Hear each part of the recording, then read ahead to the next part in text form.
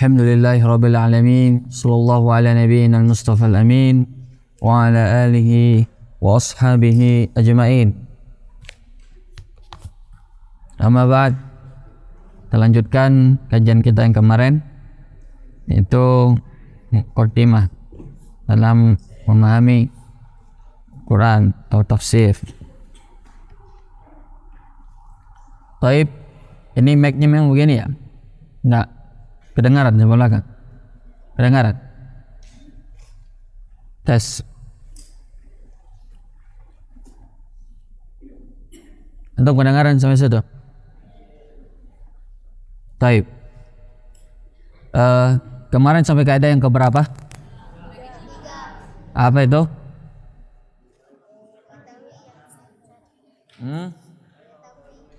Kaidah yang pertama apa? Meyakini Al-Quran adalah kalamullah, perkataannya Allah.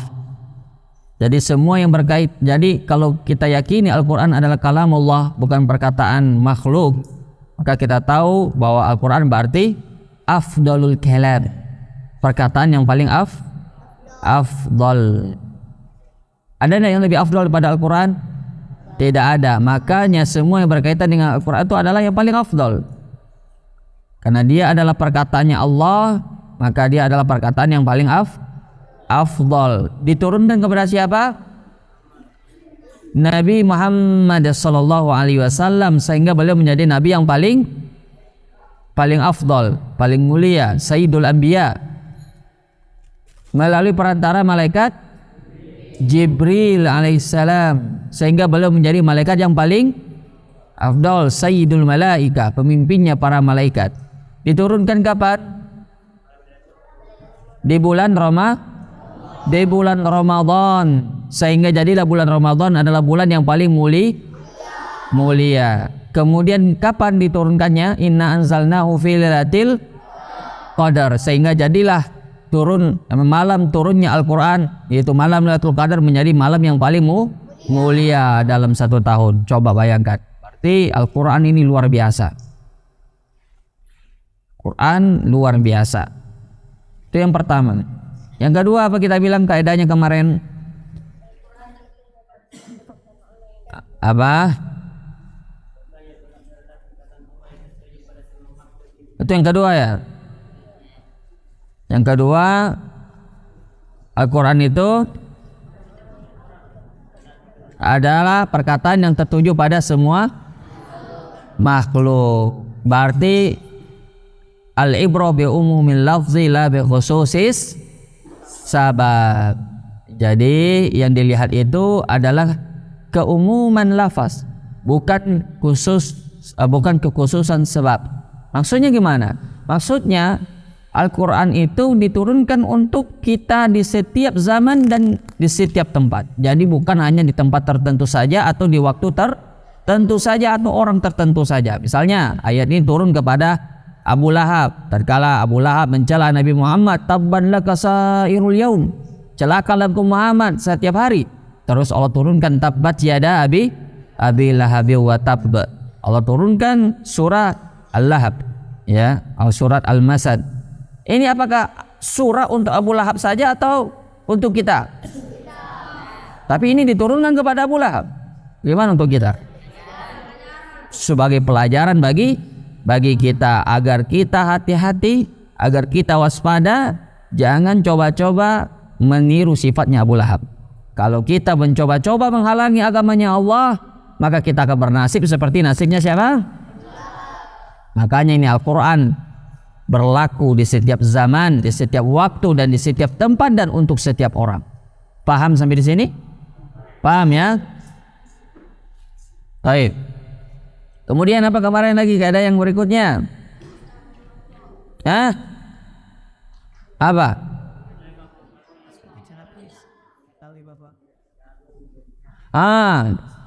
Mengetahui keagungan yang berbicara, yaitu Allah Subhanahu wa taala. Jadi kita meyakini bahwa yang berbicara itu adalah Allah. Makanya kita bilang kalamullah, perkataannya Allah. Kita bilang kemarin bahwa suatu perkataan dikatakan perkataannya adalah ketika dia yang pertama kali yang mengucapkannya. Misalnya ketika kita mengatakan misalnya alif lam mim dzalikal kitabu la raiba fi, itu perkataan saya apa perkataan Allah? Kan saya yang mengucapkan. Karena Allah yang pertama kali mengucapkan. Misalnya saya mengucapkan innamal a'malu binniyat wa innamal likulli imri'in ma nawa faman kanat hijratuhu ilallahi wa rasulih fa hijratuhu ilallahi wa rasulih. Itu perkataan saya apa perkataan Nabi? Kan saya yang mengucapkan.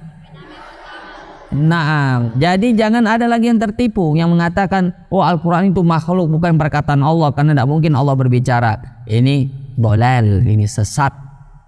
Orang yang meyakini keyakinan ini sesat walaupun banyak yang meyakininya. Paham antum? Nah, taib. Jadi pertama kita mengetahui dulu siapa yang berbicara, yaitu Allah, sehingga kita mengagungkannya. Jadi seberapa agungnya Allah di hati kita, begitulah pengagungan kita terhadap Al-Quran. Jadi tergantung seberapa besar pengagungan kita kepada Allah. Coba antum ketemu sama pejabat, katakanlah ketemu sama apa bagus, presiden atau menteri. Kalau presiden, kalau antum ketemu sama presiden misalnya, kira-kira antum dengar enggak kalau dia bicara? Antum hormati dia enggak kalau bicara? Kenapa bisa? Karena presiden, ya toh? Karena dia orang yang dihormati. Kalau antum ketemu sama Pak Menteri, kemudian dia berbicara dengan antum dengar enggak dia bicara? Dengar. Kenapa? Karena antum menghormati orangnya. Makanya kita tahu yang berbicara ini siapa? Allah. Kita kenal Allah itu maha agung, maha mulia, maha tinggi, maha kuasa atas segala sesuatu, di tangannya segala urusan. Ya toh? Betul tidak? Maka dari itu kita pasti menghargai apa yang dikatakan. Makanya Allah menghukumi siapa yang memperolok-olok Al-Quran, memperolok-olok ayatnya, dihukumi apa kemarin? Kafir. Apa ayatnya? Siapa yang hafal surahnya? Qul abillahi wa ayatihi wa rasulihi kuntum tastahzi'un la ta'tadiru qad kafartum ba'da imanikum. Paham dong? Baik. Itu kaidah. Kaidah yang berikutnya yang keberapa lagi?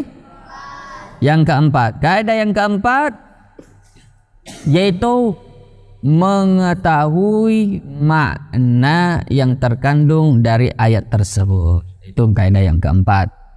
Mengetahui apa? Makna yang terkandung dari ayat tersebut. Mungkin tidak kita bisa menghayati atau mentadaburi suatu perkataan yang kita tidak pahami maknanya? Mungkin apa tidak mungkin? Mungkin atau tidak? Contoh, antum ngerti enggak bahasa Cina? Bahasa Korea? Bahasa Jerman? Bahasa Jepang? Andai kata ada orang di depan sini pakai bahasa Jepang, ngerti enggak antum? Bisa enggak antum menghayati apa yang dia bilang? Jadi kalau begitu kita harus memahami dulu maknanya. Bahasa Arab itu bahasa kita bukan? Karena bukan bahasa kita, maka kita perlu belajar. Tidak mungkin antum bisa mentadaburi Al-Quran yang merupakan bahasa Arab dan bukan bahasa kita. Itu bisa antum hayati kalau tidak memahaminya. Jadi harus belajar bahasa Arab. Dengan belajar bahasa Arab, pertama antum akan mengerti apa maksud itu perkataan. Ngerti antum maksud. Ya toh? Yang kedua, antum ngerti gaya bahasanya. Jadi bahasa Arab itu memiliki balaghah, memiliki keindahan bahasa yang mungkin tidak dimiliki oleh bahasa yang lainnya. Jadi antum harus pelajari itu semua supaya antum ngerti, oh ternyata Allah maksudkan ini. Contoh, saya kasih contoh. Antum hafal Al-Fatihah toh? Taib. Ketika kita baca Al-Fatihah, iyyaka na'budu wa iyyaka nasta'in, apa artinya tuh? Kepadamu kami menyembah dan kepadamu kami. Sudah betul itu artinya tuh? Betul apa betul? Betul apa betul? La, khata, salah. Pertama antum perhatikan. Asal kata dari iyyaka na'budu itu adalah na'budu iyyaka. Tapi dibalik oleh Allah, iyyaka na'budu. Beda apa sama artinya na'budu iyyaka dengan iyyaka na'budu? Coba kita perhatikan. Na'budu iyyaka artinya apa? Kami menyembah kepadamu. Na'budu kami menyembah, iyyaka kepadamu. Ya toh? Kami menyembah kepadamu. Sekarang kita balik. Iyyaka na'budu. Kepadamu kami menyembah. Itu kalau kita terjemahkan ke bahasa Indonesia saja seperti yang Tuhan bilang, kepadamu kami menyembah.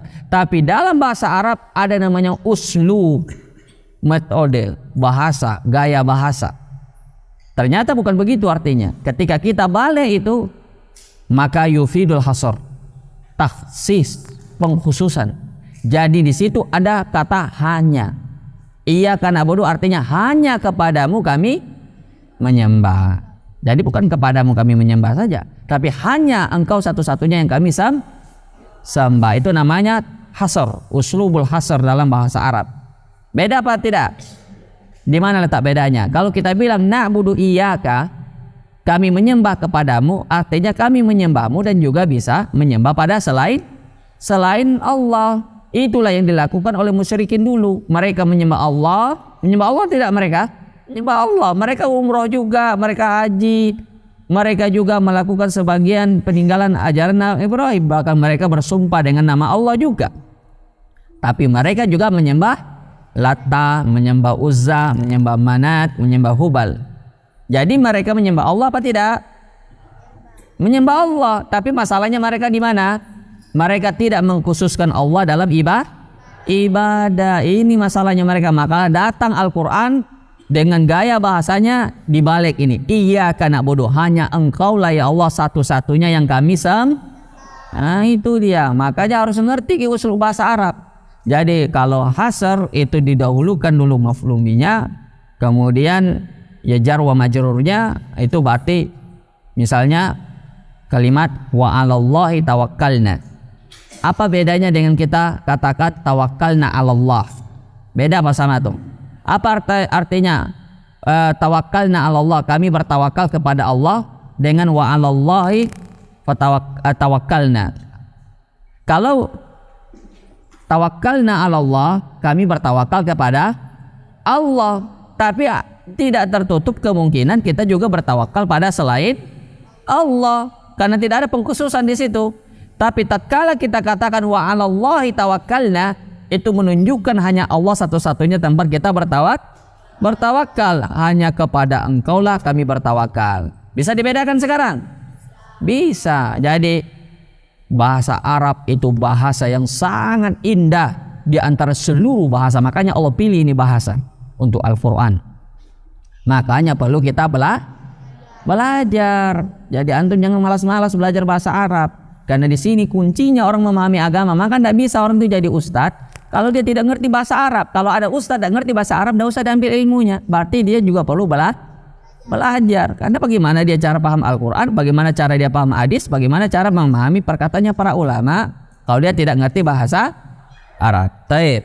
Jadi di sini kita paham bahwa memahami makna itu penting atau tidak? Penting sekali, sangat penting. Disitulah kuncinya orang bisa mentadabburinya. Kenapa orang Arab dulu tatkala diajak oleh Nabi ucapkan kalimat la ilaha illallah, ada di antara mereka yang langsung beriman dan di antara mereka ada yang langsung kufur. Maksudnya ketika katakanlah Abu Jahal, Abu Lahab katakan la ilaha illallah, dia bilang tidak, walaupun kau datang dengan 100 ayat, 1000 ayat atau seluruh ayat, saya tidak akan beriman. Kenapa mereka begitu tegas menolak Nabi? Misalnya dalam Al-Quran, wa idza qila lahum la ilaha illallah yastakbirun wa qalu a inna latariku alihatina li syairin majnun. Apabila dikatakan kepada mereka la ilaha illallah yastakbirun, mereka menyombongkan diri. Wa qalu a inna latariku alihatina li syairin majnun. Apakah kami akan meninggalkan Tuhan-Tuhan kami ini gara-gara penyair gila ini? Kenapa bisa mereka sampai segitu kerasnya menentang Nabi? Apa jawabannya? Kenapa mereka Abu Lahab, Abu Jahal dan kawan-kawannya itu begitu keras menentang dakwah Nabi? Karena mereka apa? Paham makna dari la ilaha illallah. Paham konsekuensi dari kalimat la ilaha illallah. Artinya ketika kalau mereka mengucapkan kalimat yang sangat mudah sekali mereka ucapkan, tidak perlu mereka itu belajar bahasa Arab karena mereka memang orang Arab yang fasih. Jadi ketika mereka diajak pada kalimat ini, mereka mengerti betul apa maksudnya ini kalimat. Artinya ini kalimat, dia tidak boleh lagi menyembah kepada selain Allah. Makanya mereka tolak. Tidak mau kami, ini ajaran nenek moyang kami. Makanya Allah mengatakan dalam Al-Quran tentang mereka, yang bahwasanya mereka itu ketika diajak kepada agama Islam, apa kata mereka? Innama kami cuma mengikuti apa yang kami dapati nenek moyang kami. Wa idza qila lahum ittabi'u ma anzalallah qalu bal nattabi'u ma alfaina alaihi aba'ana. Apabila dikatakan kepada mereka ikuti apa yang Allah turunkan, apa kata mereka? Bal nattabi'u ma alfaina ay ma wajadna alaihi aba'ana. Kami cuma mengikuti apa yang kami dapatkan dari nenek moyang kami, dari kakek-kakek kami, dari leluhur kami. Itu mereka. Jadi mereka menolak dengan keras. Kenapa? Karena mereka apa? Paham, ngerti makna dari dan konsekuensi dari kalimat tersebut. Makanya mereka menolak dengan keras.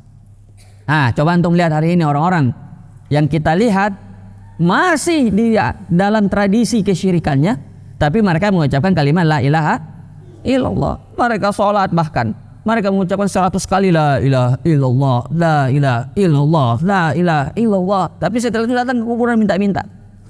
Itu kenapa itu kira-kira bisa terjadi? Mintanya ke kuburan keramat. Dia kasih kami uang yang merah fulus yang merah-merah. Nah, uang yang merah-merah. Mintanya ke orang mati, coba. Kenapa itu bisa terjadi? Dia mengucapkan la ilaha illallah, sholat dia mengucapkan ratusan kali, tapi setelah itu datang ke kuburan keramat minta-minta. Mereka keramatkan itu kuburan. Nah, kenapa bisa itu terjadi? Karena tidak paham. Tidak paham dari makna yang dia ucapkannya.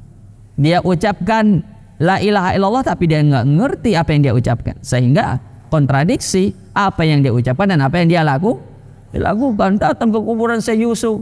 Syekh, saya ini mau masuk Ramadan.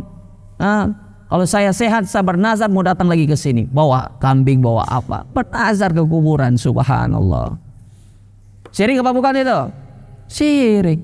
Berdoa ke kuburan, bernazar ke kuburan, meminta-minta ke kuburan yang hanya boleh hanya kepada Allah. Ini yang dilakukan oleh mereka karena mereka jahil dari makna. Tidak ngerti mereka makna yang mereka ucapkan. Ini masalahnya mereka. Jadi kenapa hari ini umat Islam begitu lemah? Padahal Al-Quran yang kita baca sama dengan Al-Quran yang dibaca oleh sahabat. Sama apa beda? Sama apa beda? Sama. Tapi kita dengan mereka sama apa beda? Beda jauh, seperti langit dan bumi. Jauh sekali bedanya kita dengan mereka. Mereka itu generasi terbaiknya umat ini. Khairun nasi qarni, tsummal ladzina yalunahum, tsummal ladzina yalunahum. Padahal Al-Quran yang mereka baca juga sama. Apa yang membedakan itu tadi, mereka ngerti apa yang mereka baca dan mereka tadabburi lalu mereka amalkan. Adapun kita sudah jauh dari Al-Quran. Adapun kalau baca Al-Quran itu sekadar dibaca, dilagu-lagukan atau tidak dirayakan sebentar malam, mungkin orang nuzul Quran, betul tidak? Itu kerja kita itu. Al-Quran palingan dilagu-lagukan atau tidak diraya-rayakan. Padahal bukan itu Al-Quran diturunkan. Diamalkan tidak, dipahami juga tidak. Nah ini dia. Jadi memahami makna penting apa tidak? Penting. Jadi itu gunanya nanti kita akan beberapa hari ke depan membahas beberapa tafsir dari beberapa surat insyaallah supaya kita bisa mentadabburi maknanya lebih dalam. Itu gunanya kita nanti mempelajari beberapa tafsir mulai dari yang singkat-singkat dulu dari akhir surat Juz Amma nanti sampai juz berapa kita berhenti nanti kita lihat. Kemudian yang berikutnya setelah kita memahami maknanya, apalagi kaidah yang keberapa lagi?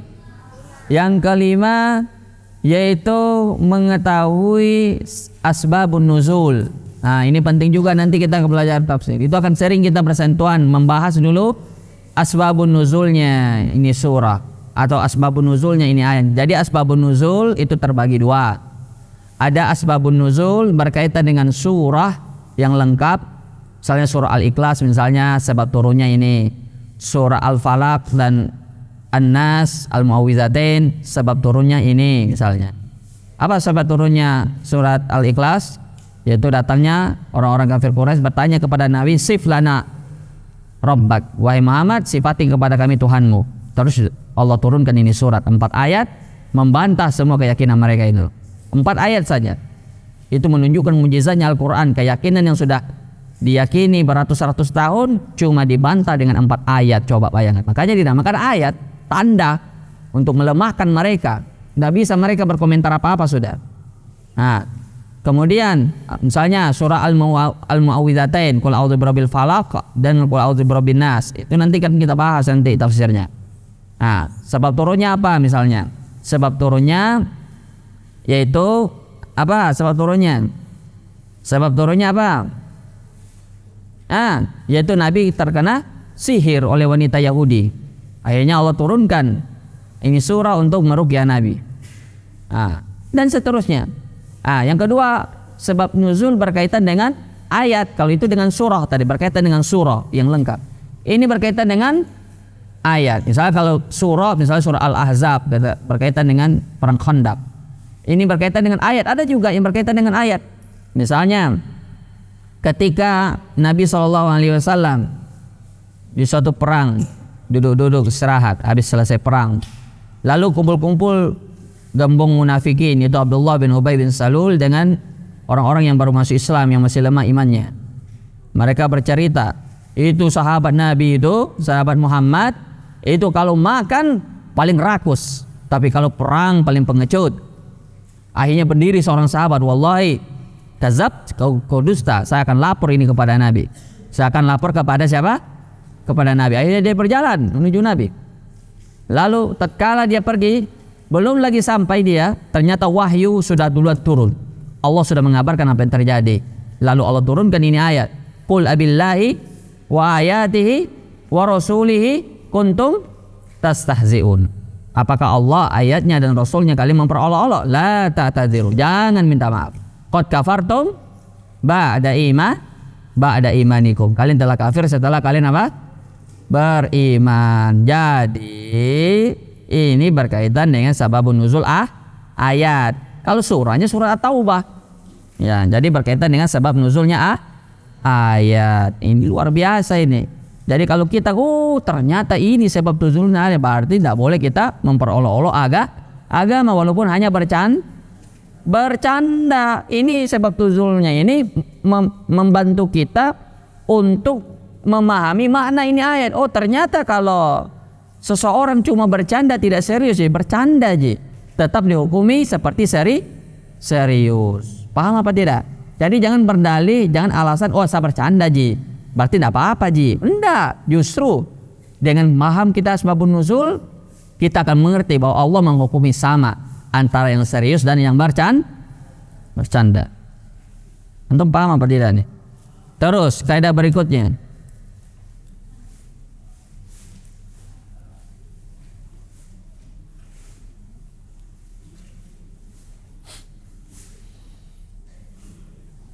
Kaidah yang berikutnya, yang kaidah yang keberapa lagi? Yang keenam, yaitu doa miftahul abwabul mughlaqah. Doa miftah abwabul mughlaqah. Doa membuka pintu hati yang tertutup. Doa membuka pintu hati yang tertutup. Jadi orang yang tidak mampu mentadabburi Al-Quran, tidak tersentuh dia ketika mendengar Al-Quran. Ada ayat-ayat tentang azab, dia tidak takut, tidak menetes air matanya. Ada ayat-ayat tentang surga, dia tidak rindu dengan surga. Ada ayat-ayat tentang berita, dia tidak menumbuhkan keimanan dan mengambil pelajaran. Ini perlu diobati. Ini berarti hatinya tertutup, hatinya sakit, hatinya perlu diobati. Boleh jadi dia sudah baca terjemahannya, boleh jadi dia sudah mengerti apa maksud ayatnya, tapi hatinya ini belum tersentuh oleh ayat tersebut. Maka kita katakan dia perlu berdoa, karena doa bisa menutup pintu hati yang tertutup, yang membuka pintu hati yang tertutup. Jadi kalau hati antum tidak tersentuh dengan Al-Quran, ya biasa-biasa saja ketika mendengar Al-Quran, tidak khusyuk ketika mendengarkan Al-Quran, itu berarti hati antum tertutup. Perlu dibuka agar masuk ini hidayah ke dalam hati. Kalau hati tertutup tidak bisa masuk hidayah. Inilah doa fungsinya, agar kita memohon kepada Allah agar dibukakan pintu-pintu hati kita yang tertutup. Ini bahaya. Hati itu terbagi dua, ada qalbun mayyit, ada qalbun marid. Itu yang penyakitnya. Jadi qalbun marid itu masih mending, belum mati dia. Kalau mati itu sudah terkunci mati, itu tidak bisa lagi tolong. Tapi kalau masih sakit, masih ada kemungkinan untuk diselamatkan, yaitu hati-hati yang pelaku maksiat. Tapi kalau hati orang kafir itu ada kemungkinan untuk diselamatkan, tapi betul-betul hidayah. Ya orang yang sudah terkunci mati, hatinya summun bukmun umyun, mereka buta, mereka bisu, mereka tuli, bukan matanya yang bisu, bukan lidahnya yang bukan matanya yang buta, bukan lidahnya yang bisu, bukan telinganya yang tuli, bukan, tapi mata hatinya yang buta. Jadi orang kafir itu disifati oleh Allah dalam Al-Quran summun bukmun umyun fahum la yubsirun. Ya mati hatinya sudah. Dan yang bermanfaat cuma hati yang selamat. Yaumul la yanfa'u malu wala banun illa man atallaha biqalbin salim. Hari tidak bermanfaat lagi anak-anak dan harta kecuali yang datang menghadap Allah dengan hati yang selamat. Jadi hal-hal yang merusak hati ini perlu kita perbaiki, perlu kita perhatikan. Kadang kenapa kita tidak bisa mentadaburi Al-Quran yang kita baca, seperti baca koran, seperti baca surat kabar, kayak berita-berita lewat begitu, tidak ada ya getaran di hati kita membuat kita takut, bertambah keimanan kita. Padahal Allah memberi kesaksian dalam Al-Quran bahwa orang yang beriman yang sebenarnya bagaimana sifatnya dalam Al-Quran. Apa dibilang Allah dalam surah Al-Anfal?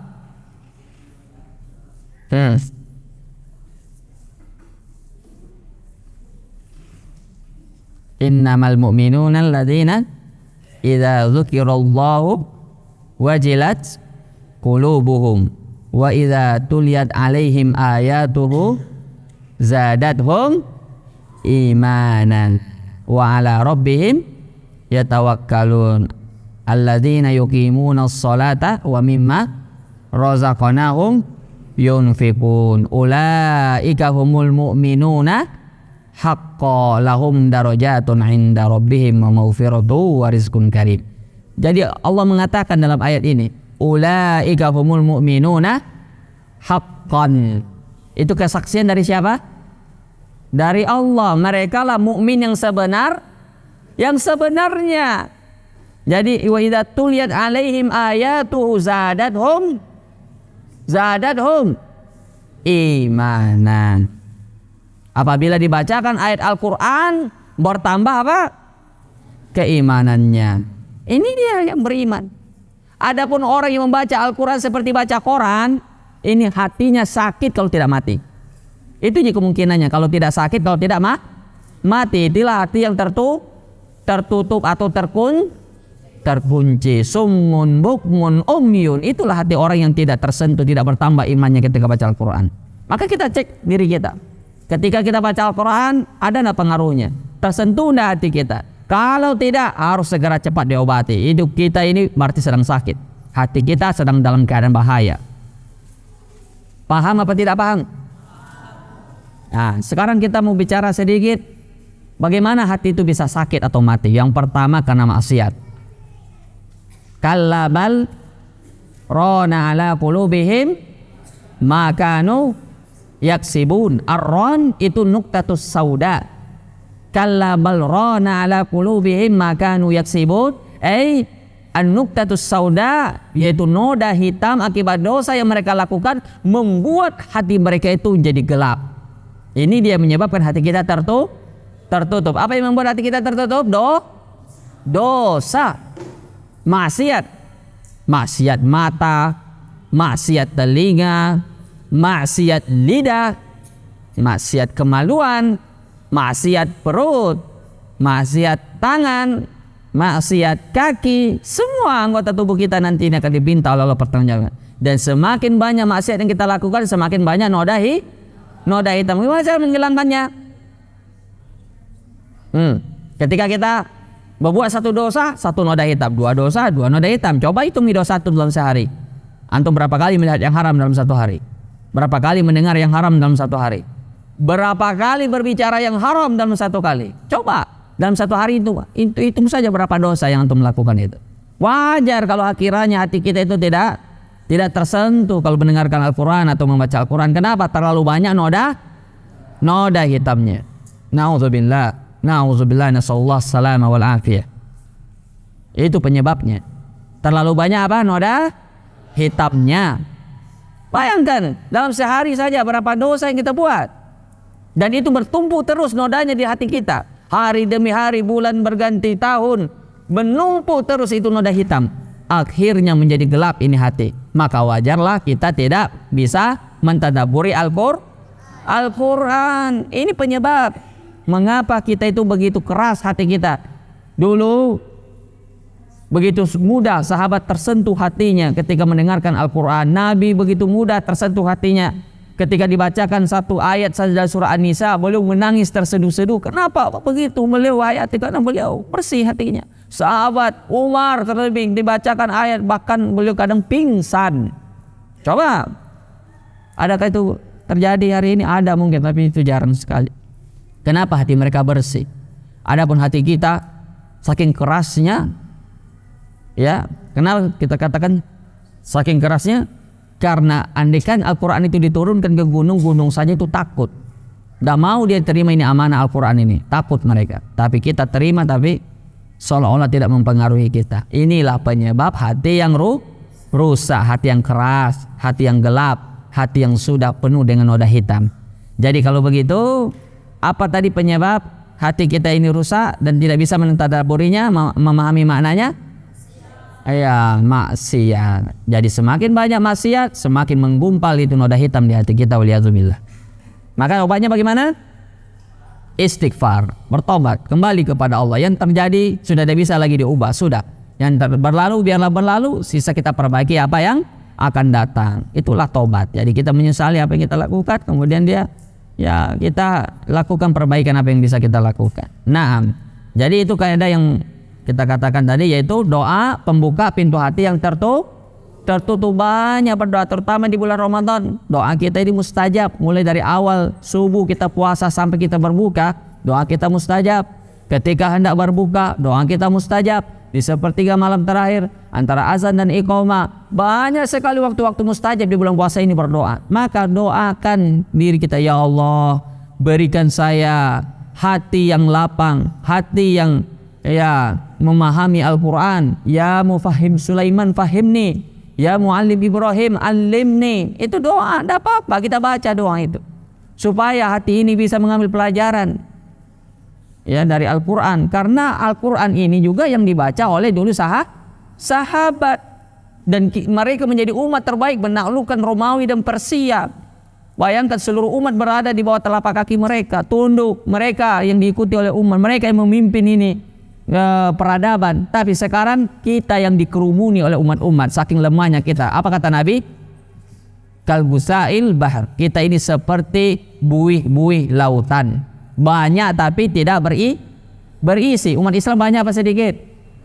Banyak dibandingkan dengan zaman Nabi. Mana lebih banyak umat Islam sekarang apa di zaman Nabi? Zaman sekarang, tapi tidak ada. Seperti buih. Pernah lihat buih lautan atau tidak? Pernah pegang tidak itu buih? Berat apa ringan? Kelihatannya apa? Banyak, tapi pas dipegang kosong. Begitulah kita hari ini. Itu caranya kita kembali, kita kembali kepada Al-Quran yang merupakan sumber rujukan dulu mereka, menjadikan mereka umat terbaik. Makanya Imam Malik berkata, la yuslihu akhir hadhil ummah La yuslihu akhir hadhil ummah illa ma aslaha awwalaha. Tidak akan baik ini umat yang terakhir ini kecuali apa yang membuat umat yang dulunya itu terbaik, pendahulunya itu menjadi baik, yaitu para sahabat.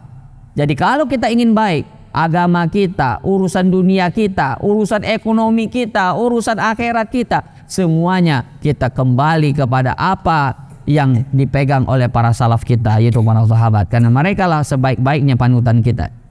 Paham apa tidak? La yuslihu akhir hadhil ummah illa ma aslaha awwalaha. Dan insya Allah sisa pembicaraan kita di kaidah yang keberapa tadi kita terakhir berarti?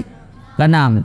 Ya, 4 kaidah berikutnya, ada 10 kaidah yang kita mau sebutkan. 4 kaidah berikutnya insya Allah kita sebutkan pada pertemuan besok insya Allah ta'ala. Ada pertanyaan?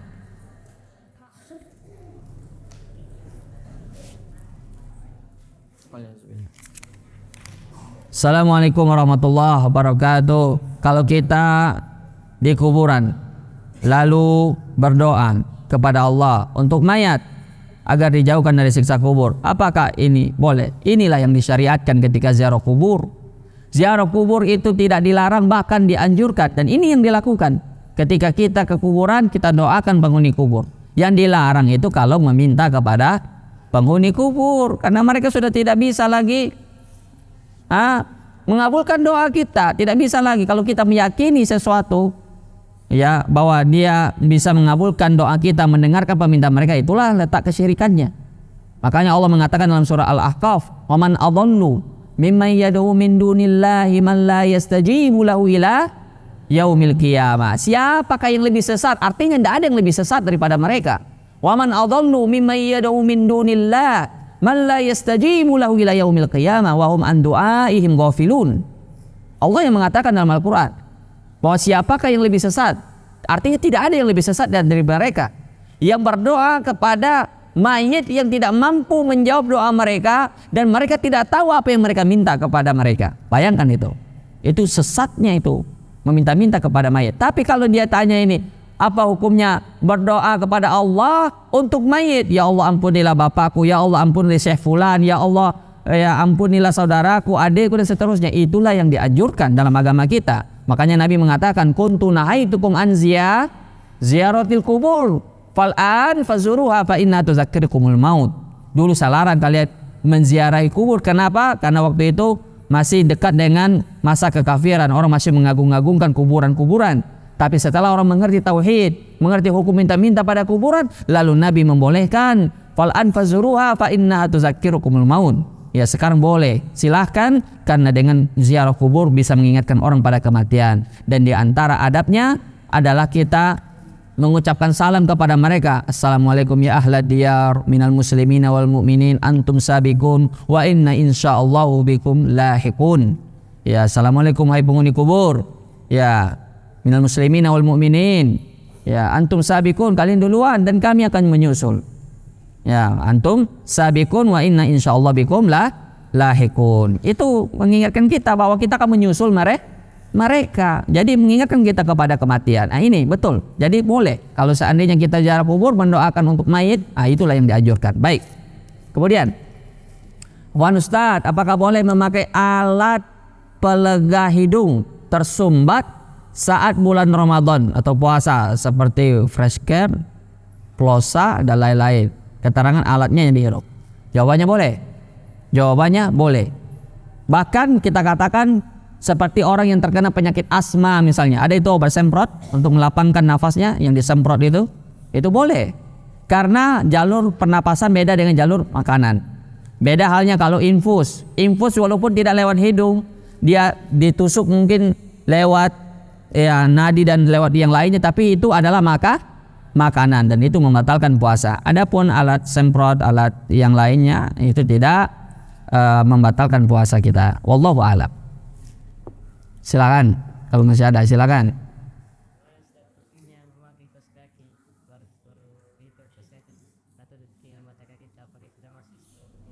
Nah, isbal itu dari celana, menutup mata kaki, bukan dari bawah ke atas. Jadi dia bilang, apakah kalau kaos kaki kita menutup mata kaki kita itu dikatakan isbal? Nah, Jadi karena dia menutup mata kaki maka dibilang isbal. Nah, isbal itu kalau sarung atau celana yang kita pakai ujungnya itu menutup mata kaki, itu dinamakan isbal. Adapun dari bawah ya kita pakai kaos kaki, kita menutup dari bawah, justru itu kaos kaki gunanya untuk menutup mata kaki. Ya. Jadi tidak dikatakan isbal. Nah, sudah. Masih ada waktu. Nah, belum berbuka orang.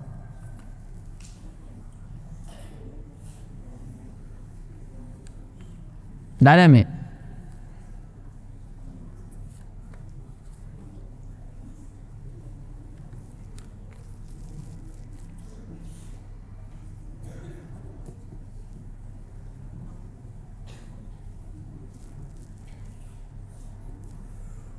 Habis pertanyaan.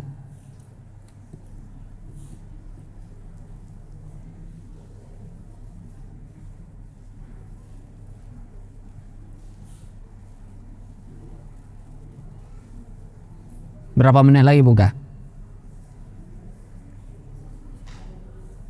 Kenapa? Hah? Berapa? 9. Naktafi bihadzal qadar, subhanallahi bihamdihi, asyhadu an la ilaha illa anta, astaghfiruka wa atubu ilaik. Assalamualaikum warahmatullahi wabarakatuh.